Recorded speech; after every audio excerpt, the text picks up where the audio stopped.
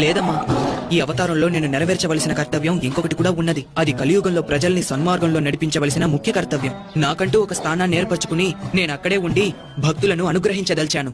తండ్రి, మీ రాజ్యంలోని ఏదో ఒక ప్రాంతంలో కొంత చోటివ్వండి. నేనక్కడే ఉండి ప్రజల కష్టాలు తీరుస్తాను. నాయనా, తమకు ఎంత చోటు కావాలో, ఎక్కడ కావాలో తీసుకోండి.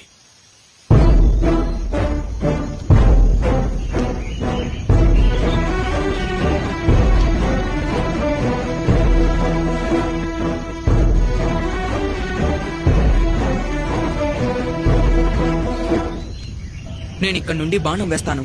ఆ బాణం ఎక్కడికి వెళ్లి పడుతుందో ఆ చోటే నాకు కావాలి. అక్కడ నా కోసం ఆలయాన్ని కట్టించండి. అక్కడ ఉండి కలియుగాన్ని నేను పరిరక్షిస్తాను.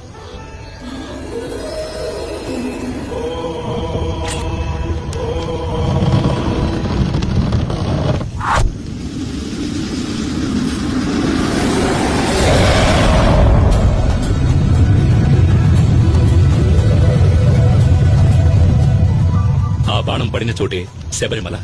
ఈ శబరిమల పైనే ఈనాటికి కలియుగ ప్రత్యక్ష దైవంగా కరుణామూర్తిగా కొలువున్నాడు శబరిమల అయ్యప్ప.